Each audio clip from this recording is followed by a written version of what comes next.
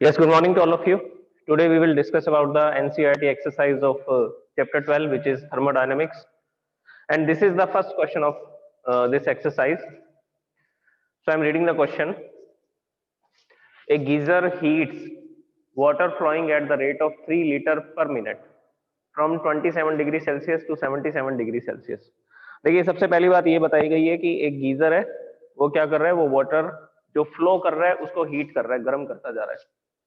तो कितना वाटर पर मिनट ये हीटअप कर रहा है? तो आंसर है 3 लीटर। 3 लीटर वाटर पर मिनट। तो सबसे पहली बात हमें ये दिख रही है इस क्वेश्चन के अंदर, from 27 degree Celsius to 77 degree Celsius, और टेम्परेचर चेंज बता रखा है कितना कर रहा है, 27 डिग्री सेल्सियस पर वाटर था और उसको किस में कन्वर्ट कर रहा है, उसको 77 डिग्री सेल्सियस के वाटर में कन्वर्ट कर रहा है।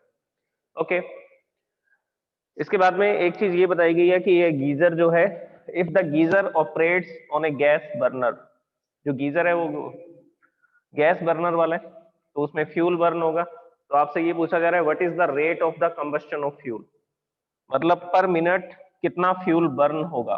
देखिए, ये क्वांटिटी आपको पर मिनट में गिवन है कि 3 लीटर पानी गर्म कर रहा है 1 मिनट में।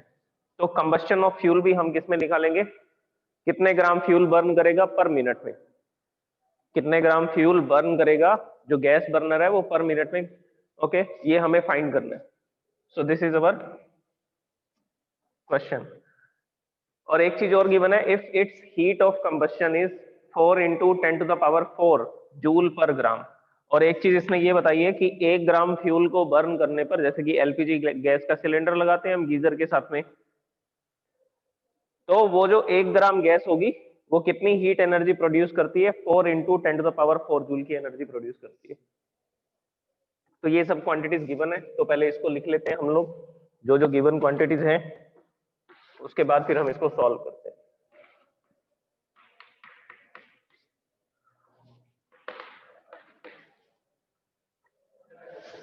सबसे पहला मास गिवन है। देखिए, 1 लीटर वाटर का मतलब होता है 1000 ग्राम वाटर। तो यहाँ पे कितने लीटर पानी दिया गया है, तो आंसर है 3 लीटर वाटर दिया गया है। 3 लीटर वाटर का मतलब है 3000 gram per minute. So it is given. देखिए, वॉल्यूम गिवन थी, वॉल्यूम से हम क्या निकाल लेंगे, मास निकाल लेंगे। तो यहां पर मैं गिवन क्वांटिटीज को लिखता हूं। सबसे पहले first thing is given volume of heated water, इसकी वॉल्यूम गिवन है 3 लीटर पर मिनट। अब हम इसका मास लिखते हैं, mass of heated water.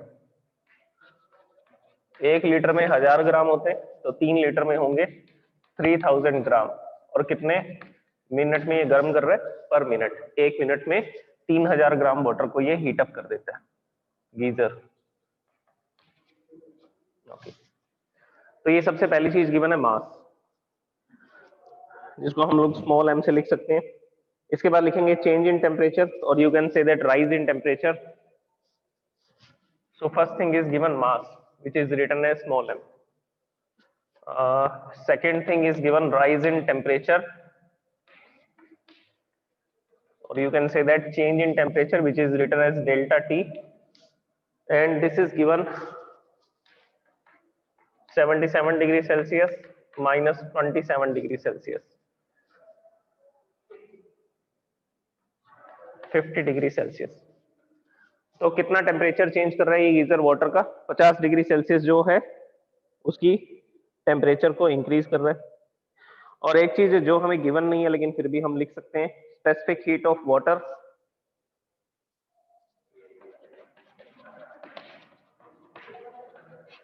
specific heat of water, which is written as small s, it will be 4.2 joule per gram per degree Celsius. देखिए, quantities जो है वो ग्राम में दी गई हैं इस क्वेश्चन के अंदर और डिग्री सेल्सियस में दी गई हैं, तो हम इसको ग्राम और डिग्री सेल्सियस में ही लिख रहे हैं। अगर किलोग्राम्स में लिखना होता तो कितना लिखते हैं, तो वाटर की स्पेसिफिक हीट कितनी लिखते हैं? 4200 जूल पर किलोग्राम पर डिग्री सेल्सियस। ये किलोग्राम्स में लिखते थे और ग्राम में लिखेंगे तो ये 4.2 लिखा जाएगा।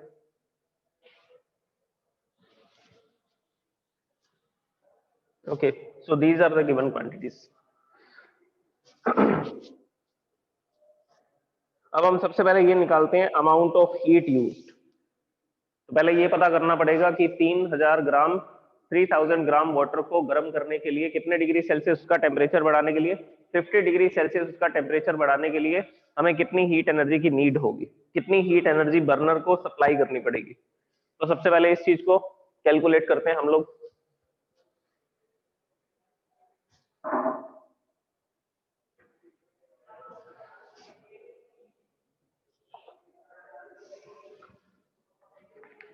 So we are going to use amount of heat used। कितनी हीट एनर्जी यूज की जा रही है, तो उसके लिए हम लोग फॉर्मूला लिख सकते हैं Q is equal to MST। M mass of the substance, S is the specific heat of the substance and delta T is the change in temperature। तो सबसे पहले हीट एनर्जी निकालते हैं। मास इज गिवन 3000 ग्राम। ये सारी values इसमें put कर देते हैं और वैल्यूज को पुट करके Q is equal to mass is 3000, specific heat is 4.2, change in temperature is 50 degree Celsius. तो ये सारी वैल्यूज हमने पुट कर दी। M, S and delta T, ये सारी वैल्यूज यहाँ लिखी हुई थी, इसमें पुट कर दी। अब इसको सॉल्व कर लेते हैं। इसको सॉल्व करेंगे तो ये हो जाएगा 4.2 इंटू 3,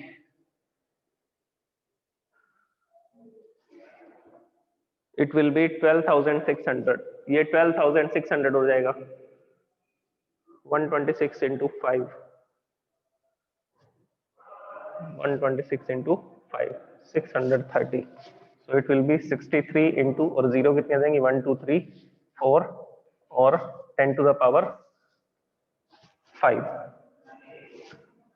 जूल पर मिनट। पर मिनट इतनी हीट एनर्जी रिक्वायर्ड होगी। No, it will be 10 to the power not 4, not 5, it will be 4 because it is 3000, 4 zeros are here, 1 zero is here। तो ये इसका सॉल्यूशन आएगा कि इतनी हीट एनर्जी की पर मिनट हमें रिक्वायरमेंट पड़ेगी, क्योंकि यहाँ पर जो मास था वो मास किसमें गिवन था, 3000 ग्राम पर मिनट। तो यहाँ पर भी जो सॉल्यूशन आएगा वो किसमें आएगा, जूल पर मिनट में आएगा। इतनी हीट एनर्जी 1 मिनट में सप्लाई करेगा बर्नर, तभी तो जाकर के 3 लीटर पानी 1 मिनट में गर्म होगा। कितने डिग्री सेल्सियस, 50 डिग्री सेल्सियस, उसका टेम्परेचर राइज हो जाएगा, इंक्रीज हो जाएगा। अब हम निकालते हैं rate of combustion of fuel. ये निकालना है rate of combustion of fuel, इसको कैलकुलेट करते हैं अब हम।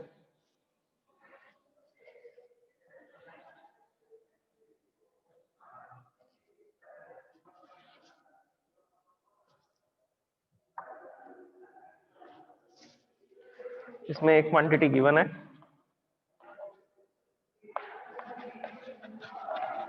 Heat of combustion of fuel is given 4 into 10 to the power 4 joule per gram. हमें ये पता लग चुका है कि टोटल हीट एनर्जी इतनी चाहिए होगी, और हमारा जो फ्यूल है वो पर ग्राम में इतनी हीट एनर्जी प्रोड्यूस करता है। टोटल हीट एनर्जी इतनी रिक्वायर्ड है 3000 ग्राम वाटर को गर्म करने के लिए 1 मिनट में, और जो उसमें गैस बर्नर के अंदर जो फ्यूल लगा रखा है, जो एलपीजी लगा रखी है हमने, वो पर ग्राम में इतनी हीट एनर्जी प्रोड्यूस करते हैं। So now we are going to find rate of combustion of fuel. Rate of combustion of fuel का मतलब है कि पर मिनट में ये कितने फ्यूल को बर्न करेगा। So the total energy needed is 63 into 10 to the power 4 and divide by 4 into 10 to the power 4। ये 10 टू द पावर 4 से 10 टू द पावर 4 कैंसिल हो जाएगा, 63 divide by 4, it will B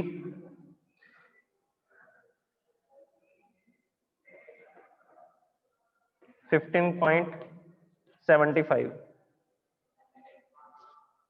gram, sorry it will not in the joule, gram per minute. तो इतने ग्राम fuel को burn करना पड़ेगा पर minute.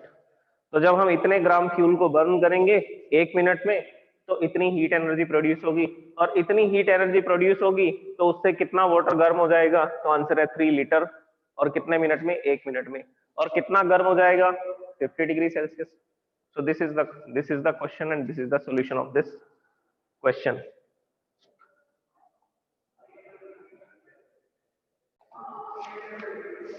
This is the next question. Question number 2. What amount of heat must be supplied to 2 into 10 to the power minus 2 kilogram of nitrogen at room temperature to raise its temperature by 45 degree Celsius at constant pressure? देखिए सबसे पहली बात ये पूछ रहा है हमसे कि कितनी हीट एनर्जी हमें नाइट्रोजन गैस को देनी पड़ेगी। कितनी नाइट्रोजन गैस दे रखी है? 2 into 10 to the power minus 2 kilogram. तो ये नाइट्रोजन गैस का मास आपको बता रखा है, और टेम्परेचर कितना राइज करना है उसका? 45 डिग्री सेल्सियस। तो मतलब change in temperature delta T आपको गिवन है 45 डिग्री सेल्सियस। और एक चीज और बता रखी है, ये सबसे इंपॉर्टेंट बात है, इसको गर्म करना है 45 डिग्री सेल्सियस का टेम्परेचर बढ़ाना है, लेकिन किस पर? कांस्टेंट प्रेशर पर। तो हमें प्रेशर को कांस्टेंट रखने के लिए क्या करना पड़ेगा? एक ऐसा कंटेनर लेना पड़ेगा जिसके अंदर पिस्टन लगा होगा, और वो पिस्टन जो है वो फ्री होगा टू मूव आउटवर्ड्स, वो बाहर की तरफ मूव करने के लिए फ्री होगा। तो हम जैसे ही हीट एनर्जी देंगे गैस को, तो गैस के पार्टिकल्स क्या करेंगे? मूवमेंट करेंगे, इंटरनल एनर्जी बढ़ेगी। इंटरनल एनर्जी बढ़ेगी तो उनका टेम्परेचर भी राइज होगा। टेम्परेचर भी राइज होगा तो पार्टिकल के मोशन के कारण वो जाकर के पिस्टन से टकराएंगे। पिस्टन से टकराएंगे तो पिस्टन आउटवर्ड डायरेक्शन में मूव करेगा, तो जिससे प्रेशर क्या रहेगा? जिससे प्रेशर कांस्टेंट रहेगा, प्रेशर इंक्रीज नहीं होगा। ठीक है, तो कांस्टेंट प्रेशर पर ये सब करना है। और 2-3 चीजें और गिवन है। एक तो मॉलिक्यूलर मास दे रखा है नाइट्रोजन का which is 28 grams, and universal gas constant the value of R is 8.31 joule per mole पर केल्विन। तो ये सब क्वांटिटीज गिवन है। अब सबसे पहले हम लोग इसको देखो, ये गैस है, गैस है तो हमें इसके लिए फॉर्मूला ये लगाना पड़ेगा, और ये कांस्टेंट प्रेशर भी दे रखा है। तो हमें तो ये निकालना है कि कितनी हीट एनर्जी हमें इसको सप्लाई करनी पड़ेगी इसको गर्म करने के लिए। तो फॉर्मूला लगेगा N CP delta T. Q is equal to M S T होता है, एम की जगह पर एन आ जाएगा, नंबर ऑफ मोल्स आएंगे। गैसेस की बात कर रहे हैं, गैस है तो गैस के लिए नंबर ऑफ मोल्स लिखा जाता है, क्वांटिटी। और ये आएगा CP, molar specific heat at constant pressure.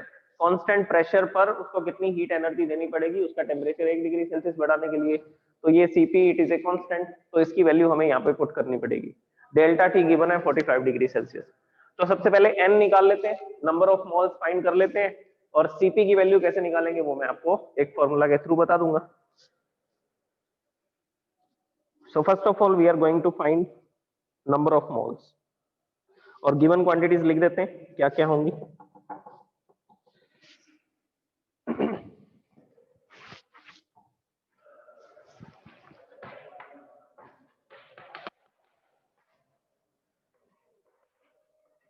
given quantities are mass of nitrogen is 2 into 10 to the power minus 2 kilogram, 2 into 10 to the power minus 2 kilogram. इसको ग्राम में कन्वर्ट कर लेते हैं, क्योंकि मॉलिक्यूलर मास भी किसमें गिवन होता है? वो भी ग्राम में गिवन होता है। तो ग्राम में कैसे कन्वर्ट करेंगे? किलोग्राम को हटा देंगे,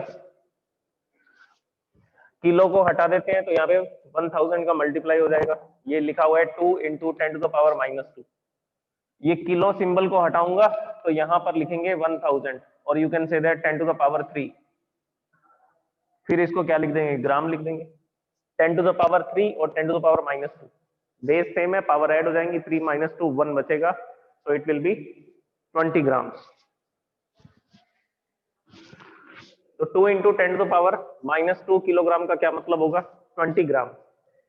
So mass of nitrogen M is given which is 20 gram, and second thing is given molecular mass of nitrogen। चलो इसको तो फॉर्मूला में यूज करेंगे हम लोग। mass of nitrogen M and change in temperature delta T is given which is 45 degree Celsius। So now we will find the number of moles. देखिए number of moles का formula क्या होता है? Number of moles n is equal to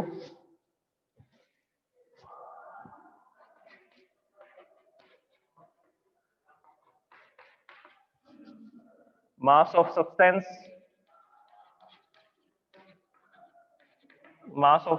divide by molecular mass, ये formula होता है। Number of moles को n से लिखते हैं, मास ऑफ सब्सटेंस को स्मॉल m से लिखते हैं, और मॉलिक्यूलर मास को लिखते हैं कैपिटल M से। तो ये कैपिटल M यहां पर हमें गिवन है, विच इज 28 ग्राम। तो ये वैल्यू यहां पे पुट कर देते हैं, स्मॉल m और कैपिटल M की। So n is equal to mass of the substance is 20 grams and molecular mass is 28 grams. तो ये आ जाएंगे नंबर ऑफ मोल्स। इसको सॉल्व करना है तो सॉल्व कर सकते हैं, नहीं तो डायरेक्ट भी वैल्यू पुट कर सकते हैं क्वेश्चन के अंदर। फिर आगे हमें वैल्यू तो पुट करनी पड़ेगी इसकी। इट विल बी 0.714 मोल, 0.714 मोल। तो ये हमने नंबर ऑफ मोल जो है इसके फाइंड कर दिए कि इतने मोल नाइट्रोजन गैस ली गई है। तो 20 ग्राम नाइट्रोजन गैस का मतलब होता है 0.714 मोल। ओके, इसके बाद में सीपी को फाइंड करते हैं, क्योंकि अभी मैंने आपको बताया था हमें फॉर्मूला लगाना है Q is equal to N CP delta T. N हमने निकाल लिया, एन जो है वो हमने फाइंड कर लिया। डेल्टा टी 45 डिग्री है, ये भी पता है।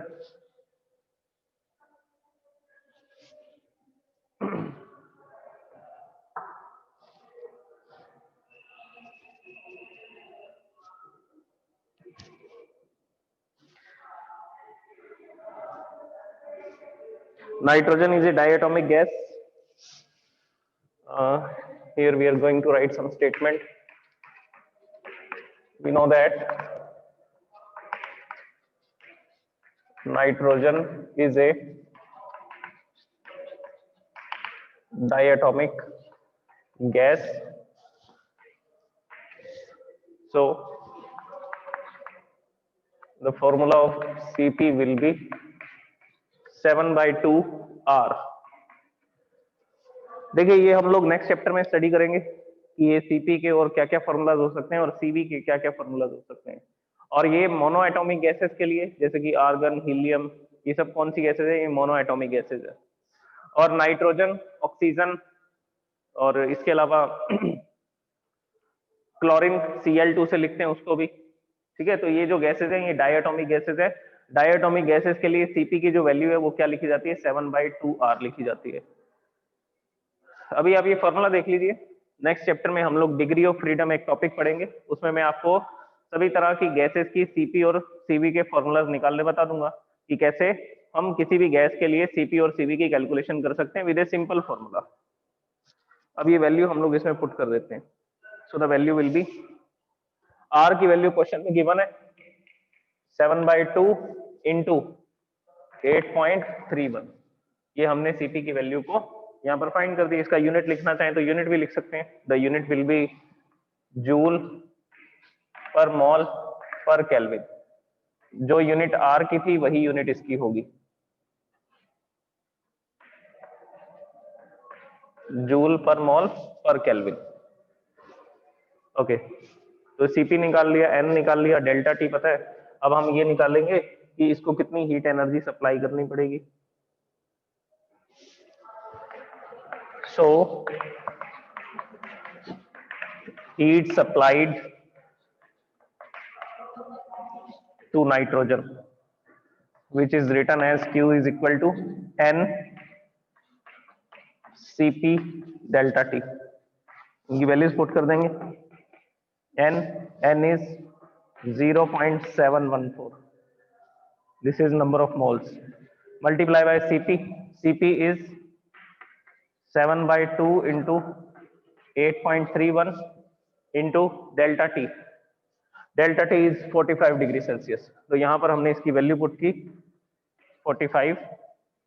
बस अब इसको सॉल्व करना है, सॉल्व करके इसका सॉल्यूशन निकालना है। इस तरह से हम लोग क्या कर सकते हैं, हीट एनर्जी को फाइंड कर सकते हैं कि कितनी हीट एनर्जी इसको देनी पड़ेगी। The answer will be, calculation में हम समय बर्बाद नहीं करेंगे, 933.4 जूल। इतनी हीट एनर्जी सप्लाई करनी पड़ेगी, तब जाकर के 20 ग्राम नाइट्रोजन गैस जो है उसका टेम्परेचर 45 डिग्री सेल्सियस इंक्रीज हो जाएगा।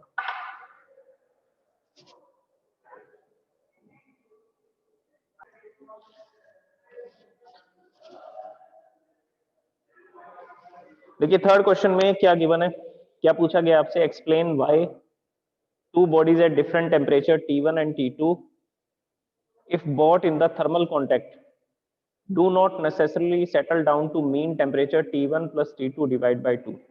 ये कह रहा है कि हमारे पास दो बॉडी हैं, दोनों का टेम्परेचर T1 T2 है, अलग अलग है। तो अगर हम उन दोनों को कांटेक्ट में लेकर के आएंगे तो क्या उनका जो इक्विलिब्रियम टेम्परेचर होगा, जब वो दोनों इक्विलिब्रियम में आ जाएंगे, मतलब कि जब दोनों का टेम्परेचर सेम हो जाएगा।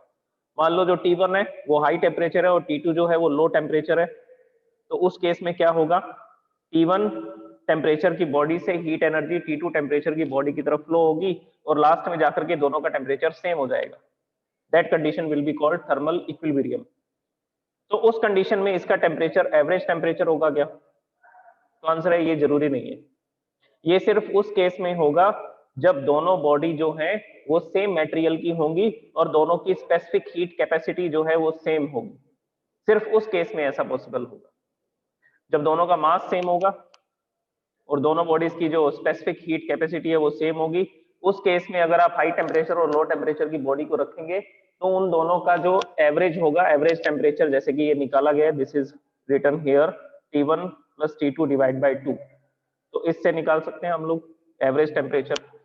बस दोनों बॉडी सेम होनी चाहिए, स्पेसिफिक हीट कैपेसिटी सेम होनी चाहिए। Okay, next question, the coolant in a chemical or nuclear plant, that is the liquid used to prevent the different parts of plant from getting too hot, should have high specific heat। ये कह रहा है कि हमें एक coolant use करना है एक न्यूक्लियर प्लांट के अंदर या केमिकल प्लांट के अंदर। देखिए कूलेंट का क्या काम होता है, कूलेंट का काम होता है हीट एनर्जी को एब्जॉर्ब कर लेना। जैसे कि हम लोग इंजन के अंदर, हीट इंजन के अंदर, हमारे कार और बाइक के इंजन के अंदर रेडिएटर्स लगाते हैं, वो रेडिएटर्स के अंदर हम लोग कूलेंट फ्लो करते हैं, वाटर फ्लो करते हैं, या उसके अलावा आजकल दूसरे लिक्विड्स भी आने लगे जिनको कूलेंट बोला जाता है, उनको फ्लो किया जाता है। तो वो क्या करते हैं, वो इंजन की हीट एनर्जी को एब्जॉर्ब कर लेते हैं और इंजन को गर्म होने से बचाते हैं। तो यहाँ पर भी यही काम करना है। तो ये कह रहे हैं कि उसकी स्पेसिफिक हीट हाई होनी चाहिए क्या? ऑब्वियसली उसकी स्पेसिफिक हीट जो है वो हाई होनी चाहिए, तभी तो वो ज्यादा हीट एनर्जी को एब्जॉर्ब करेगा। और जो वाटर है उसकी स्पेसिफिक हीट कैपेसिटी अभी लिखी थी मैंने 4200 जूल पर किलोग्राम पर डिग्री सेल्सियस। तो उसका टेम्परेचर 1 डिग्री सेल्सियस तब बढ़ेगा जब वो 4200 जूल की एनर्जी को एब्जॉर्ब कर लेगा इंजन से या न्यूक्लियर पावर प्लांट से या केमिकल प्लांट से। तो हम लोग क्या करते हैं, हम लोग वाटर को यूज करते हैं as a coolant because it's specific heat is very high, specific heat capacity is very high. इसके बाद नेक्स्ट क्वेश्चन देखिए, air pressure in a car increases during driving. ये कह रहा है कार के जो टायर्स है उनका एयर प्रेशर जो है वो इंक्रीज हो जाता है ड्राइविंग के दौरान। ऐसा क्यों होता है? ड्राइविंग करेंगे तो टायर रोटेट होगा, टायर रोटेट होगा तो टायर के अंदर जो पार्टिकल्स हैं वो भी उसके साथ मोशन में आ जाएंगे। अगर वो मोशन में आ जाएंगे तो वो क्या करेंगे, नंबर ऑफ कोलिजन्स बढ़ जाएंगे, उनकी इंटरनल एनर्जी बढ़ जाएगी, वो फास्ट मूविंग हो जाएंगे। अगर वो फास्ट मूविंग पार्टिकल्स हो जाएंगे तो वो टायर की वॉल से जाकर के कोलाइड करेंगे। अगर वो टायर की वॉल से हाई वेलोसिटी से जाकर के कोलाइड करेंगे तो प्रेशर इंक्रीज हो जाएगा। तो क्या करते हैं, ड्राइविंग के दौरान टायर के रोटेट करने से उसके अंदर के जो एयर पार्टिकल्स हैं उनका जो मोशन है वो इंक्रीज हो जाता है और उनके मोशन के इंक्रीज होने के कारण एयर प्रेशर जो है वो इंक्रीज हो जाता है, किसमें, टायर के अंदर।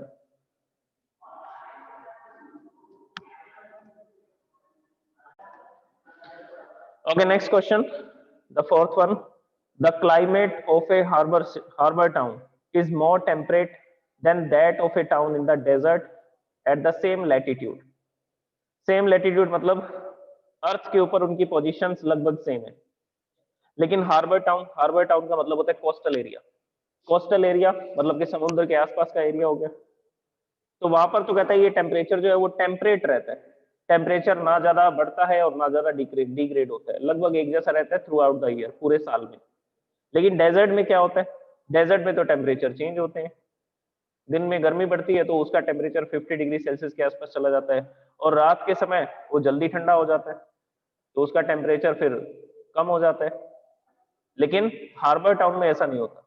उसमें क्या होगा, उसमें दिन के समय जितना टेम्परेचर रहेगा रात में भी उतना ही टेम्परेचर मेंटेन रहेगा। ये हमने लास्ट चैप्टर में स्टडी किया था, sea breeze and land breeze topic से, sea breeze and land breeze. और इसका एक और कारण है ह्यूमिडिटी।